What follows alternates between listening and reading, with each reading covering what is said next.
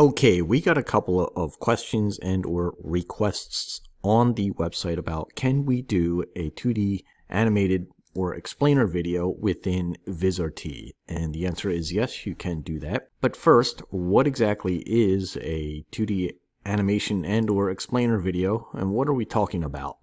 So if I go into our Google here and we do a search for explainer video, you'll get plenty of examples. You'll see these 2D videos. They're basically explaining a concept, a product, and or something about a company. There's lots of companies doing it. There's lots of examples to find, and basically what they are animation videos that follow some sort of a voiceover or script. And to give you an example here of something that we've done within Vizrt and what we'll actually be doing here, we've put a little quick something together that will show you what we'll be making within this project here. So as you can see and or here, we have a voiceover on this Vizrt scene, and as that voiceover plays, we have graphics coming in and out. Nothing too fancy. They are just text graphics and images flying in when the certain point meets that voiceover. There are a couple of things that we'll need to take care of in order to do a project like this within Vizrt. So let's kind of go through it here with our 2D explainer video, and we're going to break down all the elements that you need and then how to actually design it within Vizrt. So first, what we're talking about here is basically, as you know, in any production or video production, there are three parts of pre-production, production, and post-production. Within our pre-production here, it's a couple of things that we'll need to take care of. And this is where we need to have some sort of guide or an idea, maybe a script, maybe a storyboard, something to help you guide you through this. It will also need some sort of voiceover or music track. Maybe you're using music and or just sound effects. In our case, we're going to use our voiceover. And then finally, we also need some assets and or some images or some things to animate. In our case, we're using images and text within Vizrt to fly things around the screen. Once we have some of these things taken care of, we can then move into the production end, and that's all going to be done within the Vizrt. So we'll do that project within Vizrt. And then finally, what we need to talk about is lastly the post-production and how we render that scene out of Vizrt, whether you may need to do some further enhancing in a editing program or a compositing program like After Effects or Resolve to do some color correction or audio enhancing. That will be the last stage of it. But while in the pre-production stage, there's a couple of things that we want to talk about again. Number one, our script, and I say you don't need it, but it certainly could help you to have some sort of guide rails or something to follow. I know a lot of people prefer storyboards, so if you have something like that, that will work as well. As I said, it's just loosey-goosey. It gives you a guide to follow on the voiceover, what's happening on our audio, and what visuals should we see when that audio takes place. Now, in our case, we did it very simple. We cheated. We went to AI and wrote a script. And then from that script, we then got a voiceover made. So we had someone read that script, and then again, we went into AI and just had a voice redo that script. So if you need some help with the AI tools, just let us know. We can certainly put something together to help you with that as well. In our case with Vizrt, we're going to use a voiceover, and we converted our voiceover from a .mp3 file to a WAV file, and we're going to import that into Vizrt and use within our production.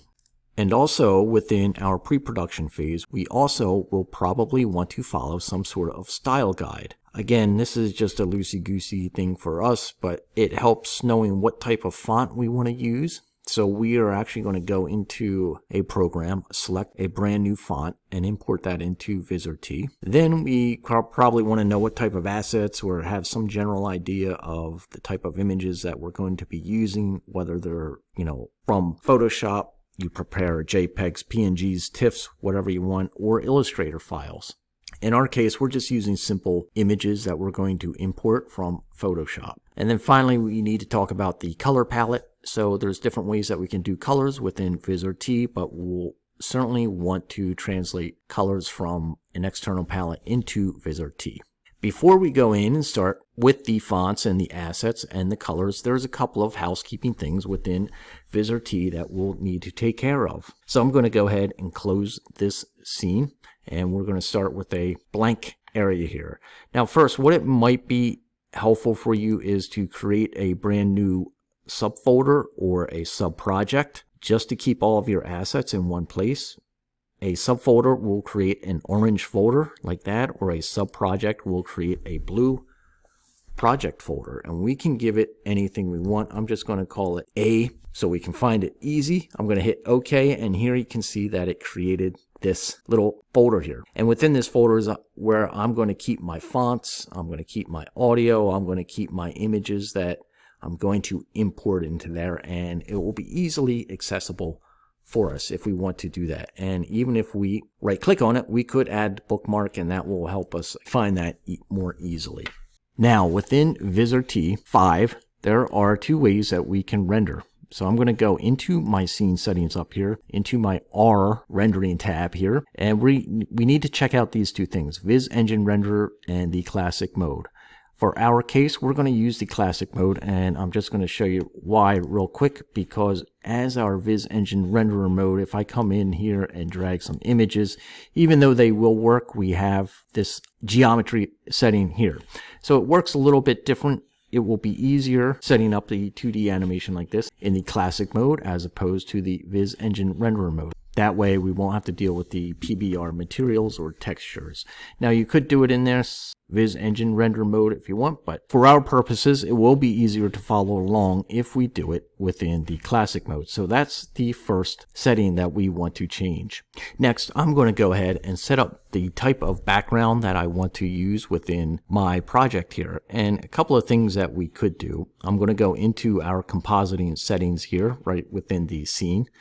So if I wanted to create some type of background image, or maybe I created a background within Photoshop and I wanted to use that image, I could drag a background image right into this background slot right here, and that will fill the screen with a background. And this won't interfere with any Z space because it's just a flat image in the background. Alternatively, if you wanted to not use that, we could uncheck that and or drag that to the trash can down there in the lower left, or we could come up here into the render sequence. Now we could change this. It's by default, it's on auto key. And with auto key, we can't change the background color. But if we put this on full screen or overlay or another setting here, it will allow us to change the background color. And if I wanted to make my background color white, I could just go ahead and select white and use that, and or any color if you want it red, blue, green, whatever. I'm going to use mine just as white for now. Next, we want to start creating some of the assets or gathering some of the assets that we want to use within our project. Our first asset that we need to take care of here is find the particular font that we want to use. And if you don't have a font imported already within your database, that's okay. We're going to go grab a font from an external place and put it within Vizrt.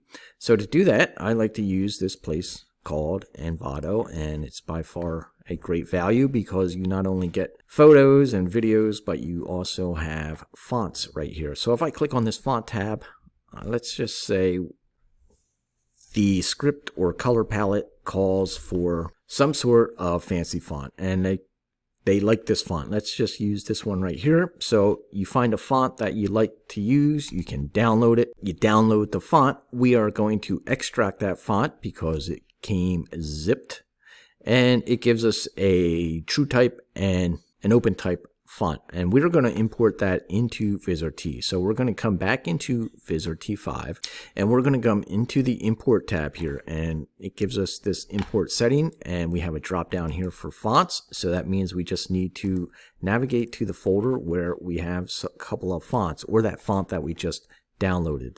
And here you can see that we have it. We have the open type and the true type. We're going to grab our true type and just grab it into this folder right here, and now within our folder, we can just drag it into the other one, our A1 folder that we created, we now have a font that we can use.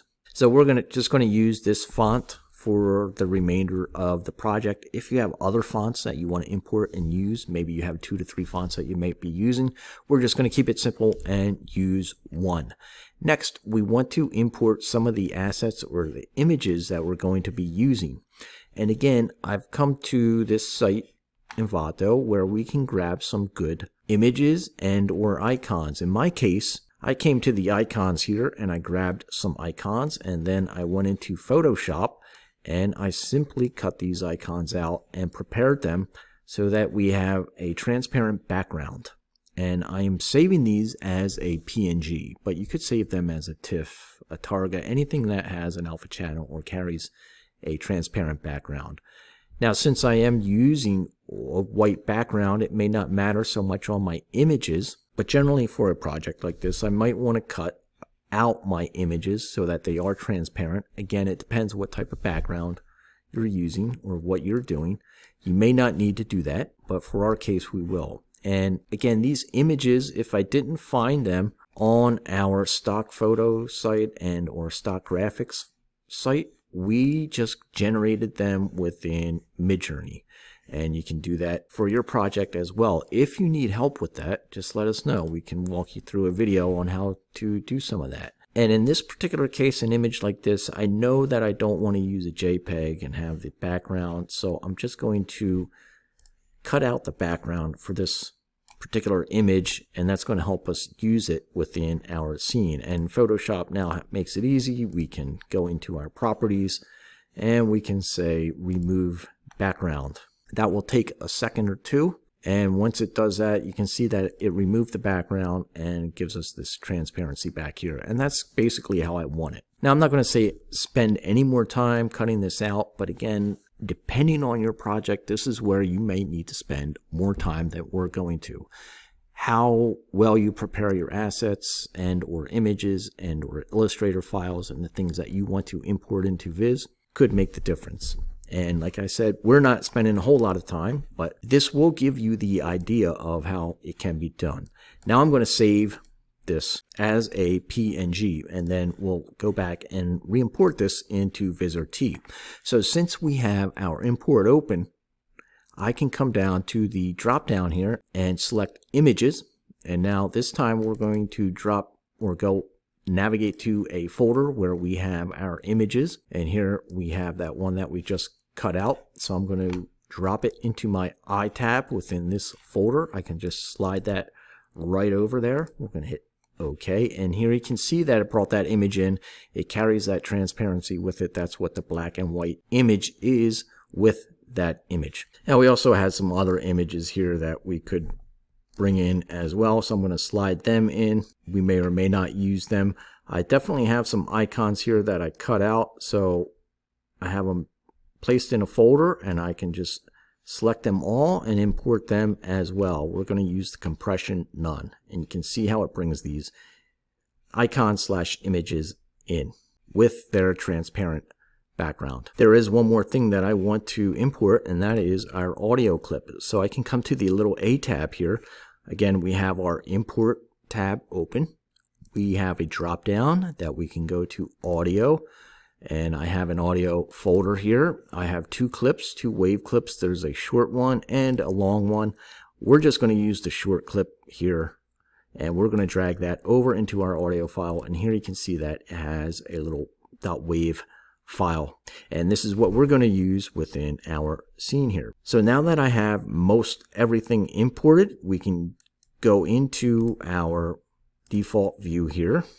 If we just check through our asset view, we have our folder set up, and we have our images in there, our fonts, our audio, and we are firstly going to save a scene here. So let's do a save as, and we'll just give this scene a name. We can call it A1 like our project, and we're saving it now because we want to put it within our folder. We're going to hit save, and now this scene is saved and we are ready to go. First thing that we probably want to do, since we already have the background set up and ready to go, is our audio plugin. And there are a couple of ways that we can do it. The main thing that we want to do is to place it on the stage, but just to get you familiar with the audio plugin.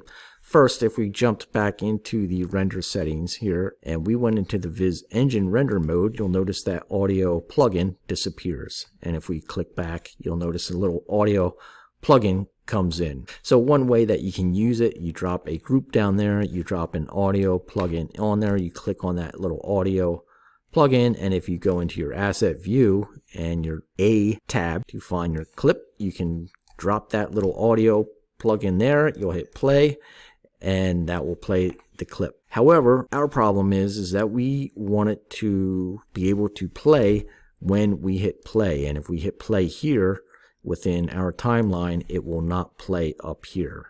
We're going to cheat a little bit and go into the stage here. And again, I am using the default view. So your views might look a little bit different, and I'm sorry if we got to change around and drag these windows out a little bit from time to time. So it might get a little bit confusing, but try to bear with us as far as what our views are, because yours might be a little bit different.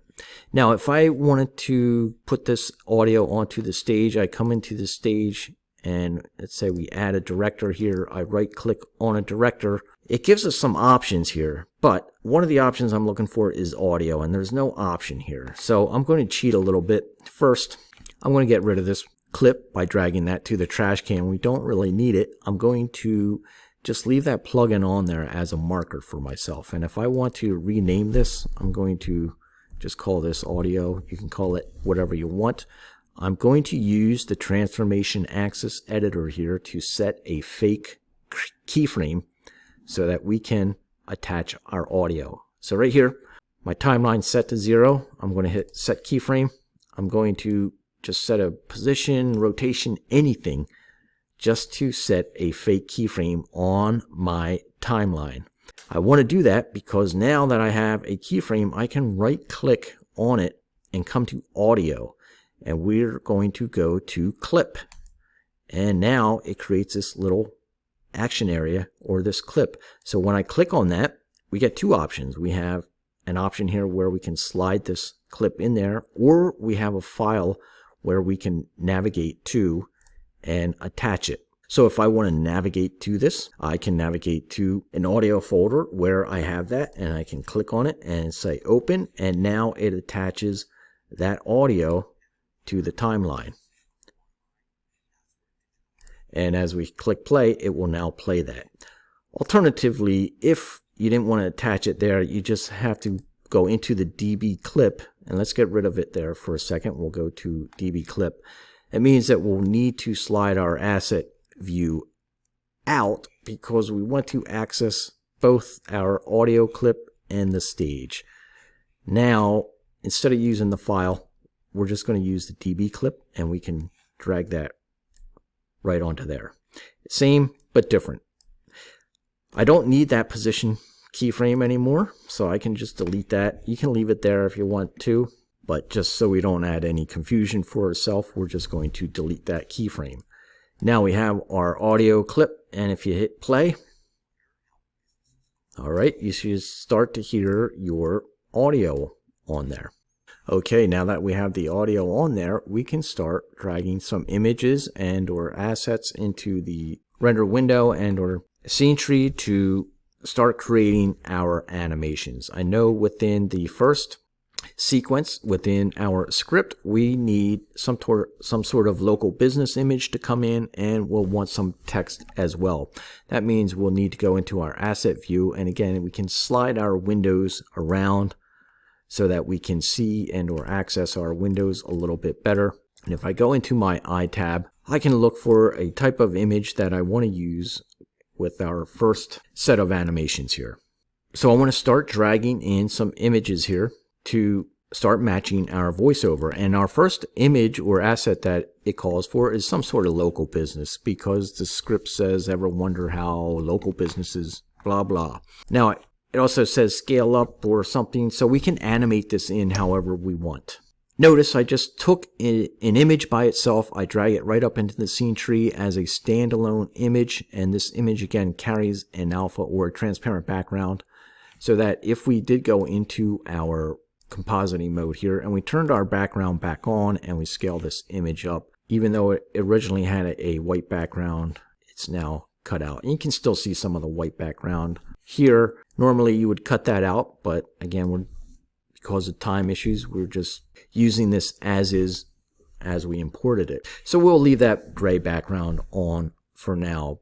And we want to start animating this. And this here is our timeline, and we can adjust it just by scrolling the mouse button there. And we have a little button here that will automatically advance this timeline. So if this is on, every time you hit set key, it's going to advance that timeline by this amount. Sometimes I like to work backwards. So I like to set where I want my particular asset to land first, and then I set a keyframe. And then I rewind my timeline and I tell it what do I want it to happen here. And I just want this to scale up and or down. To make sure my scaling and or axis is right, I'm going to turn on my bounding box, and it is center scaled. So that's fine. I'm just going to come over here to my scaling, and I can scrub that and or I can type that into 0. Now I'm going to hit update. And once we hit update or set key, you can see that we have an animation on our container here. And if we want to rename this container, we can type in something there. And if we click on that animation icon, it takes us into the stage and highlights that particular animation that we're working with. And you can see now that when we come into the stage and we can hit play and or continue, we can start working with our timing.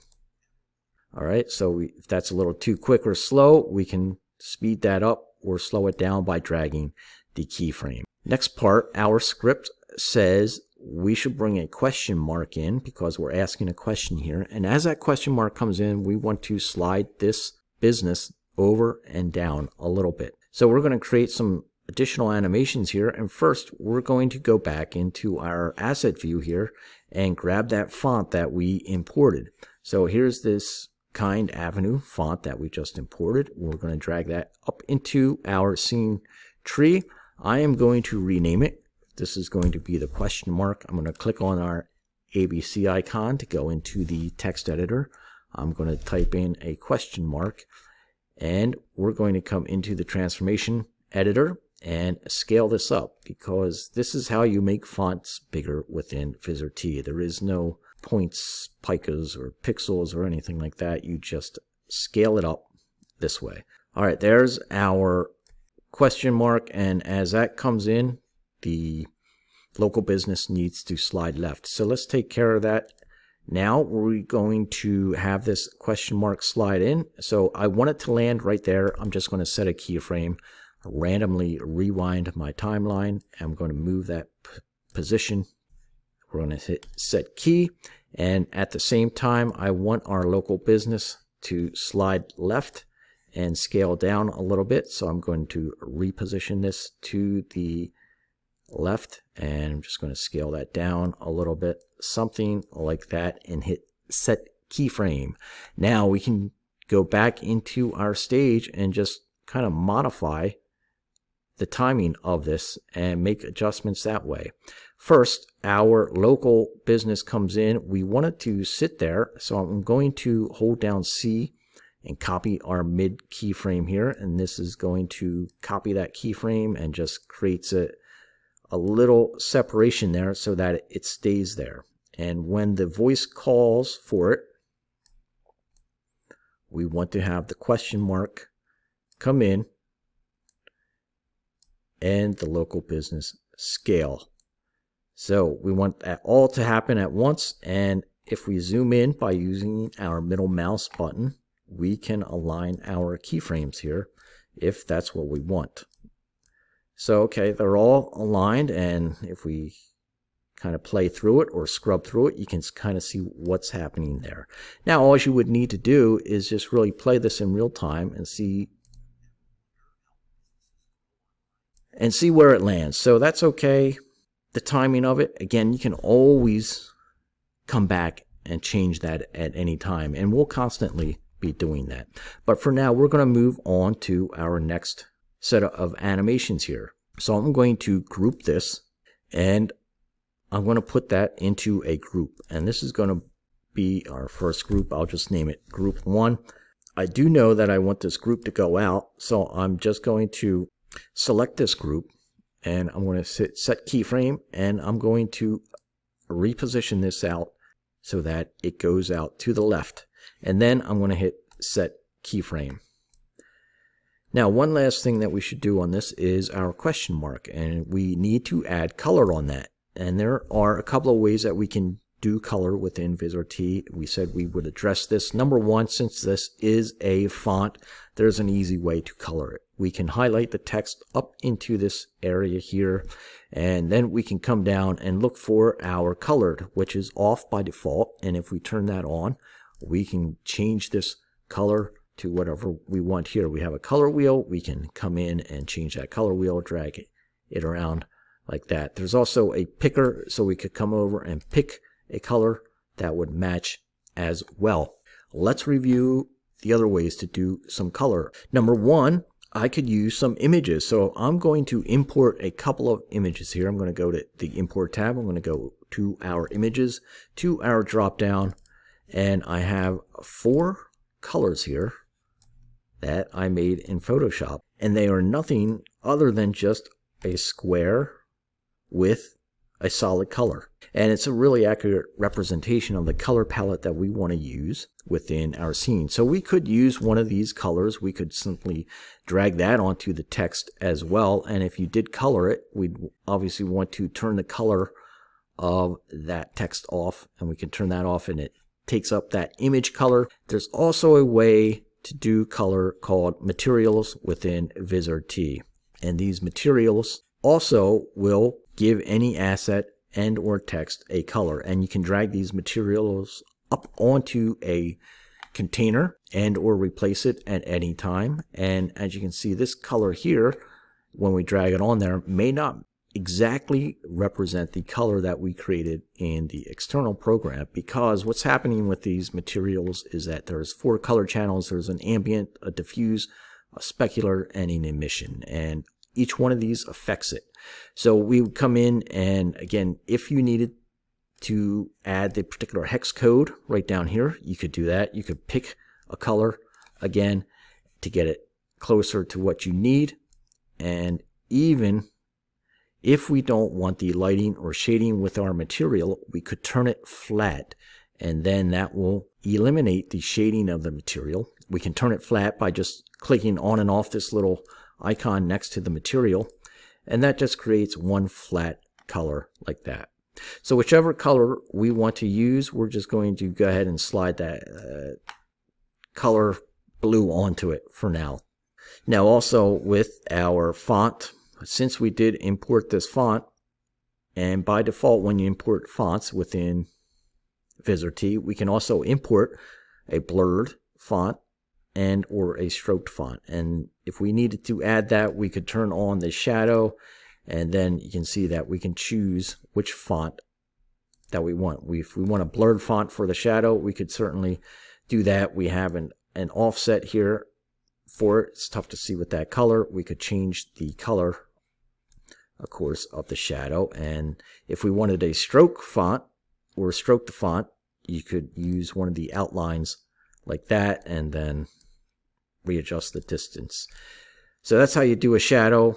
We're not going to use it. We'll just turn that off for now. Our local business and question mark goes off. So now we need something new to come on, and we need to go consult the script to see what is next. So I'm going to take a quick peek at the script here, and it's telling us that we need something else to fly on. So we're going to have a big text that says digital marketing. Okay, next we're going to make a new group here. We're going to call this one 2. We could call it anything. And the script says you need to bring in a big word that says digital marketing. Okay, so we're going to type in, we're going to use our font here. We are going to type in digital marketing. And if we highlight it, we can come down here and choose our orientation. Left, center, right. It's under the orientation center there. And we also have things like leading, so we can scrunch that up or down. We have word spacing too that we could adjust, and the tracking of that text as well. We're going to scale it up and fill the screen as best we can with it. We don't want to rotate it. We'll put it somewhere like that. And again, we can choose our color. And since it's easy, we can just drag our image onto it like that. And we want this to animate on. So I can go into our plugins and I can use one of these text effects plugins. So we'll go ahead into the text effects folder. We can choose any one of these. I'm going to use the text effects scale for this particular one. I'm going to click on the text effects scale. Up in my progress percentage, it's set to 0. That means we want it to start there at 0. I'm randomly just going to set my keyframe at 183 because we can always go back and readjust it. I'm going to advance my progress percentage to 100 and I'm going to hit set keyframe again. And then we hit play and it's going to start from the beginning. And then you'll see our digital marketing text scale up. So we have our animation there. We just need to, again, address where we want it to come in. And maybe as this question mark comes in, we want our text to start coming in. So if we just adjust it a little bit here in the stage, you can kind of see where that's going to start. The question mark goes out and our D starts to come up. Okay, so we're going to move on to the next part. Our script says that this text is going to scale down and go into the upper left while something else comes in. So we're going to bring a picture in, we're going to scale this digital marketing down, and we're going to bring in new text. So we have our timeline here, and generally my rule is that I don't pay too much attention to this number because I can always come back and mess with the keyframes later for timing. So I just kind of randomly set my keyframes here and worry about it later. Our text here needs to scale down a little bit. So we're going to set keyframe there to mark it there. Our timeline advances. Our text is going to scale down. It's going to reposition itself into the upper left. So I'm going to move the position X and Y and then set my keyframe. And if we rewind it, you can see that it goes from there to there. Again, I'll fix that timing and adjustment of the keyframes later. It also calls for another asset that we'll want to bring in, and maybe it's a picture, so I can grab a picture here, and let's just use this website picture here. Again, it's a picture that is transparent background, and we can kind of reposition this here, and we want this to fly in. One thing you notice here is that it's in front of our digital marketing, and we can choose, do we want to put it in front and or back? And if you are familiar with Photoshop, that would mean you would need to re-layer your layers. But within Vizrt, since it's a 3D program, we use our Z position to do that. And if we push our Z position back to -1, you can see that it goes behind this text here. Again, all things you can readjust later, but now we want to set a keyframe for this image to come in. I'm going to set a keyframe right there because that's where I want it to land. I'm going to rewind my timeline and I'm going to reposition this there. I'm going to hit set keyframe. Now as that comes in, we also want an additional text to scale on or come on here as well. So I'm going to go into my font and just copy this up here. We're going to create a new font. All right, and this particular font says we need to say promote your business online. Promoting your business online. And let's do an enter right there. We'll reposition this and scale this so that that fits right over into here. And again, we can use any color that we want. We'll just throw a color chip on that. And if we want to animate that on, we can use another text effects here. We'll just use the scale thing again, and it's the same. We'll set the keyframe at 0. We'll advance this to 100, and we'll hit set keyframe. And as we readjust our timeline, you can see how all this is affecting. And again, we go into the stage, and you can simply readjust any of the keyframes that you don't think are working or need to be readjusted. Our text here might be a little bit big, so if you click on it, we can readjust the keyframes right here. Here's the scaling, and here's the scaling keyframe. I click on the keyframe here, I have access to that scaling right here. So I'm just going to scale that down. I'm going to select the position now, and I want to slide it over a little bit left. And we're just making the changes right within the stage itself. Any type of timing here, again, we can either grab the handle, the long one, and or the keyframe, and that will go with it. So if we play our animation and or voiceover, we can place where we need this. So we've got our timing set here roughly around the voiceover. You can always, again, go back and change the timing of your animations. Next, we need to animate all of these things out. You could just copy all those keyframes to do that.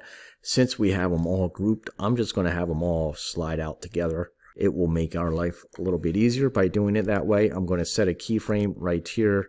It's going to advance my timeline, and let's just have all that stuff come out right there. We'll hit set keyframe as it's talking, and then eventually it's going to go out. We'll readjust when it should go out later. As that comes out, we want something else to come in. We're going to start a new group. This is going to be our third animation here that we're going to create. Now we need another text that's going to build up and say digital marketing again. So let's just give this a name here. We'll go into the text and we'll say digital marketing, whether it's uppercase or lowercase. You know, you're following your style guide in this particular case. Again, give it some type of image that you want to use, or color, or modify it any way that you want to. We're going to scale it up again, reposition it. We're going to use a text effects plugin to bring it on. This time we'll use text effects alpha. It's the same but different.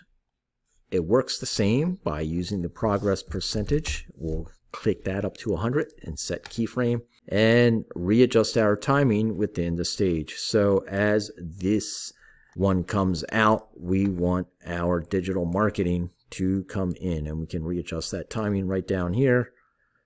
That goes out, that comes in. So our next digital marketing here is going to come on. We're going to have another text come on. And with it, we're going to grab another font here. In this case, we're going to have it say, so powerful. We're going to reposition this, scale it up. And if you just want to drag it within the render window, you can do that as well. We can give it a color. I'm just going to use one of these color chips that we have within our images. And this text is going to come in. So we can have it come in anyway. We can use one of those text effects, but I'm just going to have it fly in from the bottom. It's going to land right here. I'm going to rewind my timeline. I'm going to use the Y position to have that come in. That's going to come in. It's going to push that text up. So this text is sitting here. We want to set a keyframe. We want it to go up and maybe scale down a little bit and set a keyframe. Now we got more animations, so we can go back into the stage again and check the timing. And with our voiceover, we can check this comes in. We'll hit the continue button. All right.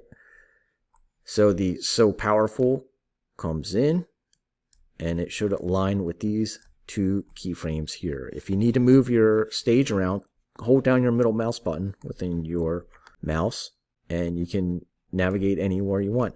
I'm going to line these two keyframes, or all of these, so that they work together, and there that comes in. As I mentioned, you could get a whole lot more fancy with this, but we are moving right on to our next animation here. Now we're in the home stretch because once this goes out, we are going to do repeatable processes of creating our next animations. Next, we need this to go out. So I'm going to find a spot where I want this to go out. All right, it's going to sit there for a couple of seconds, and it's just going to go out somewhere around there. Rather than using the container to animate it out, I'm going to copy my keyframes and just have it reverse out like this. This is a little trick. Hold down C, copy the keyframe, and we're just creating a reverse effect right there. Now we also want the progress percentage to come out of the text effect. So as it goes, it's going to sit there for a second and then it's going to go out. Okay, close enough. Now we're going to move on to our next animation, and we're just going to call this one group 4. And this is going to call for an SEO icon and a font. So we need some sort of icon here that stands for SEO. And again, this is where your prep work comes in. Not that we spend a whole lot of time cutting things out or preparing our icons here, but it gives us a simple representation of something. This is our SEO icon, right? So we're going to have this come in, and we also want our font again to come in. We're going to change this one to Search Engine Optimization. And I'm just going to grab it right here within the scene. I'm going to use either a material, we can drive that on it, see how that looks, or if you want to use your images again right here. These color chips will match all the icons, you know, so again, that was a little prep work that we did behind the scenes. Just scale this down a bit. How do I want this to animate in? We could use a text effects again. We've already done that. Let's just reposition this. So we'll have this thing slide in from the left side and this one in from the right side. We're going to set a keyframe right there. We're going to rewind this a little bit. Have that slide in from the left. Hit set keyframe. It creates an animation. Have this one land right there, and it's going to come in from the right. We're going to slide that one right and hit set keyframe. Okay. We hit continue on here, and let's see our timing. Yeah, it probably could go a little bit quicker. This is where we go into the stage again and make our readjustments. All right, so as the voiceover says, search engine optimization, this stuff is going to fly in. And again, we'll align our keyframes so that they match. And if we want to make them a little bit quicker, you can too. Here on our stage, like I didn't even tell you this yet, but as you zoom in, you have your different settings here. If you want seconds, fields, frames, whichever you want, you have a little icon up here. We're using seconds. So it really tells you how fast, or it gives you a better idea of how fast you want these things to come in. Okay. So that will come in. We'll hit play. Now, as that comes in, it also needs to go out. And since we have it in a container, we can just use that container to go out. I'm going to set a keyframe.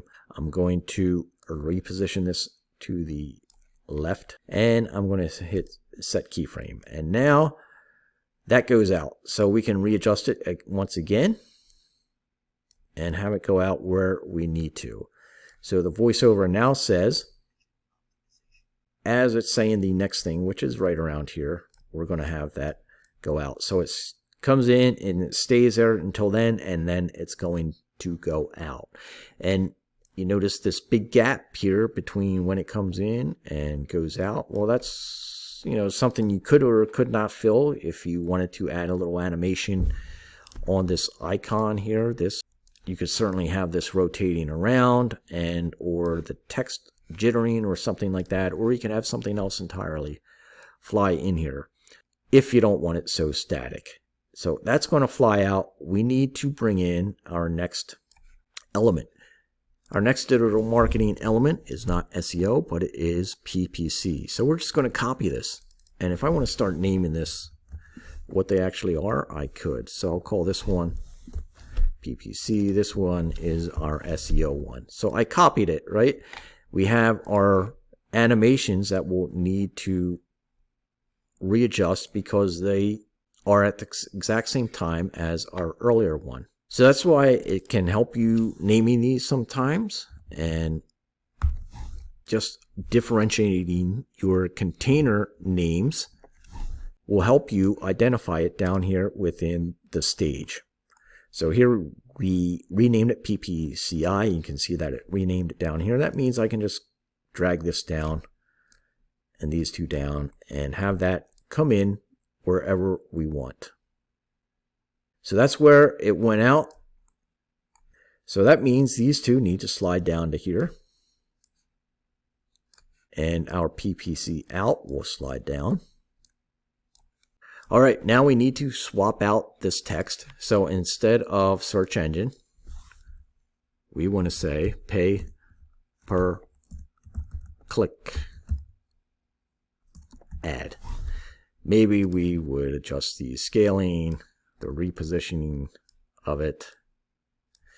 And we want to swap out this icon here. So we don't want that icon. We want an icon for PPC. And let's see if I have anything.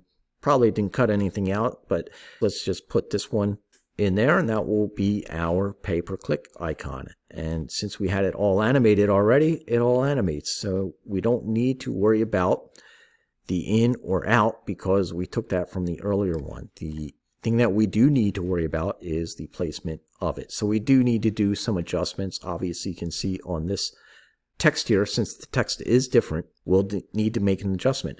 And here's the position, so we can just highlight this keyframe here and make the adjustment right within there. And it comes in and it lands roughly better, closer to where we need it to. I'm going to hit continue again, just check our script and where we are with the voiceover. All right, and next, it looks like we're right on. So as this one comes out, we need another one to come on.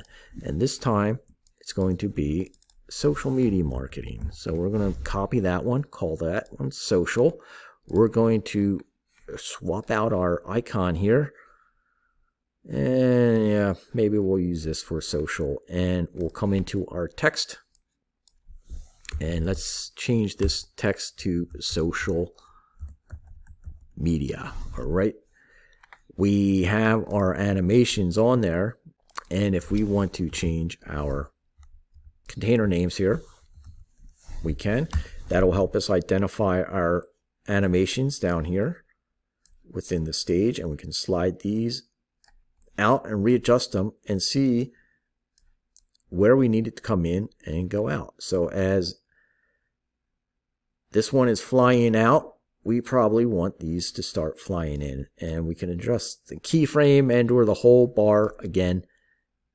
Now the social media text right here on the animation, you can see that it's a little bit high, so I'll select my keyframe here and make the readjustment right within here.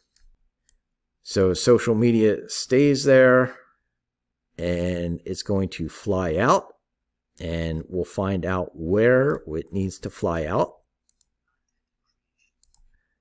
All right, so that was a little bit too long. It stays there.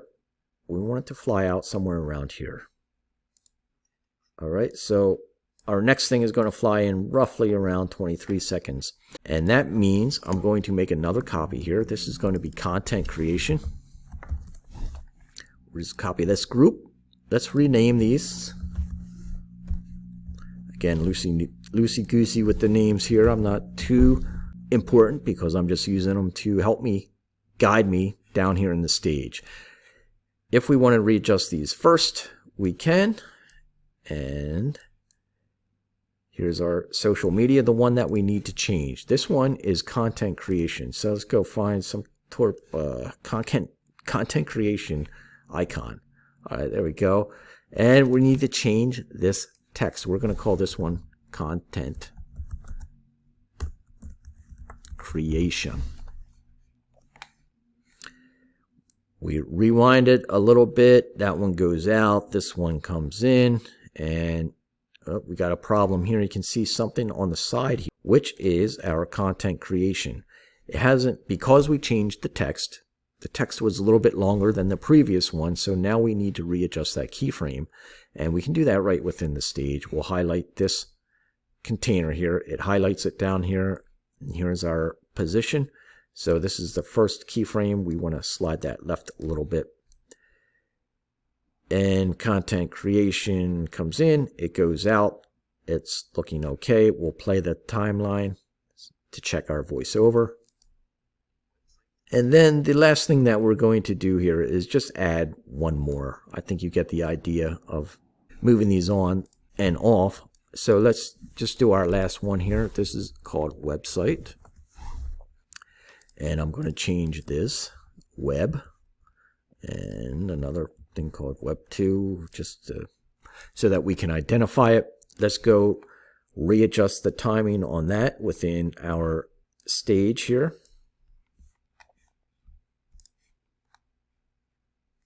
Here's the out. So our content creation comes out. Our website wants to come in. So here's our website. It comes in. We can change this text. And we can change out our icon if we have anything other than what we have here.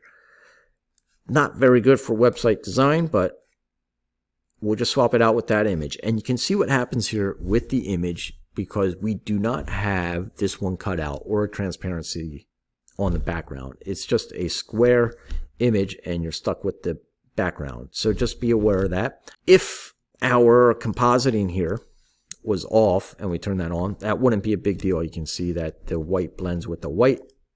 But if you do have some sort of background there, you'd probably want to cut that white out. And here's, you can see the difference with the example here.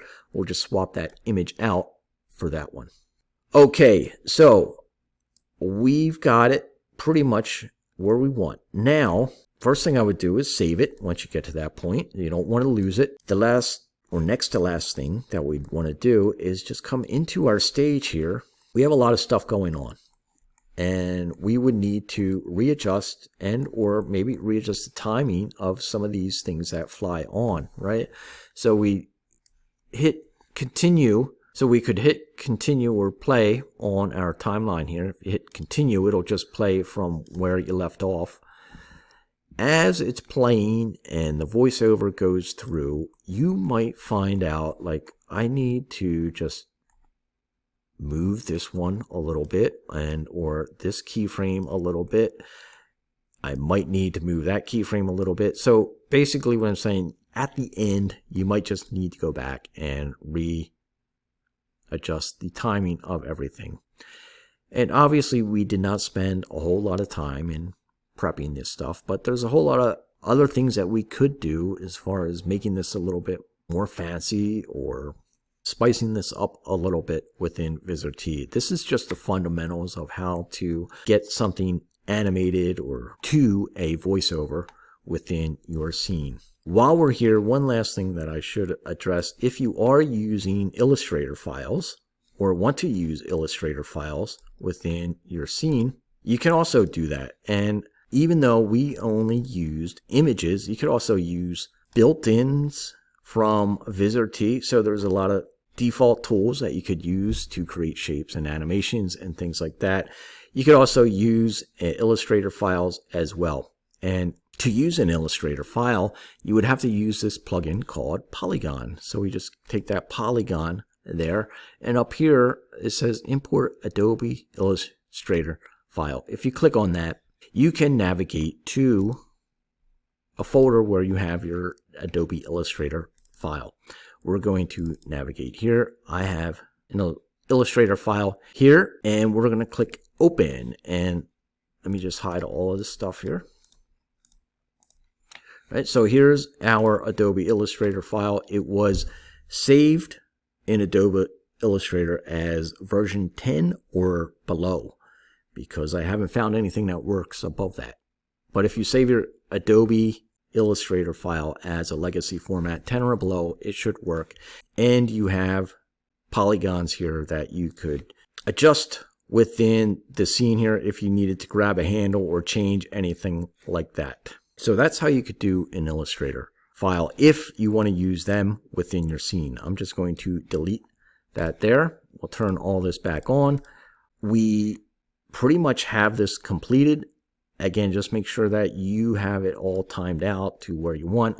Obviously, this could use a little bit more adjusting on each thing here, but because of time reasons, we need to move on to the next part of this, which is actually post-processing it. We have it saved. Now we want to go into the post button here, and we got a couple of options. We could do a JPEG sequence, a PNG sequence, Targa, TIFF, VFW, a sequence, a VBN, or an AVI. For our particular case, we're going to use an AVI. Our scene setting was set up at 1920 by 1080, and that's fine. Our duration here is what we'll need to know. And if we need to jump back into the stage, we'll go back real quick again.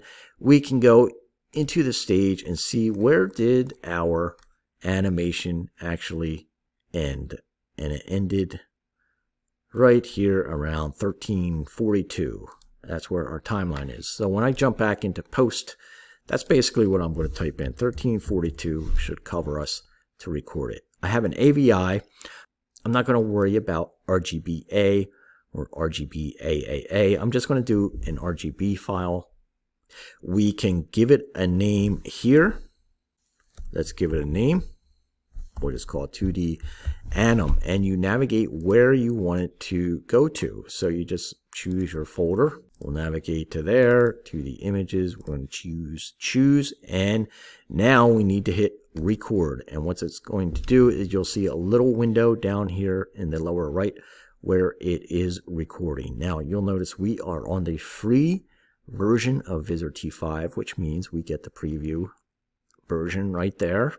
And it will go through and render this. And I mentioned that we may want to take it into an additional program, DaVinci Resolve, Adobe Premiere, After Effects, to do some additional tweaking. Maybe we want to readjust the timing of the voiceover or make some changes to the voiceover, cut a couple of seconds out or a pause or two like that. The gist being is that we have our main animation spit out now from Vizrt T, and you can always go back and do additional adjustments to it in other programs. So once it's done rendering, it tells you 1342 fields have been written. Because we rendered this out as a video AVI, and depending what codec you have on your machine, like for instance here, it has the available codecs. We have an uncompressed DV video, and we did ours in the MPEG compressor. So if we were to go back and play that out, it may not have brought out that particular voiceover, or may not play it depending on what codecs you have installed on your computer. So that's why I sometimes go back into an external editing program like DaVinci Resolve or Premiere, After Effects to relay the voiceover and do any additional tweaks. But as you can see, this is the AVI version that the Vizrt T rendered out. Of course, we do have that preview version on our version, and you will not. So, and again, you can see it's playing back a little bit slow because of our codec and full screen, but it will give you an idea of where things need to be as far as timing and your animation. Okay, so you posted it out of Vizrt T. Your project's done. Just if you save it, will be there stored for you and your scene for the next person to come in and use it, and or you to make changes to it. One note, just wherever your timeline is here marked, as it's at 5:30 and you click save, that is where the thumbnail for the scene is going to be placed. So I hope that helps making a 2D animation and or explainer video. If you have any questions or need any additional help, please reach out and ask. Thank you.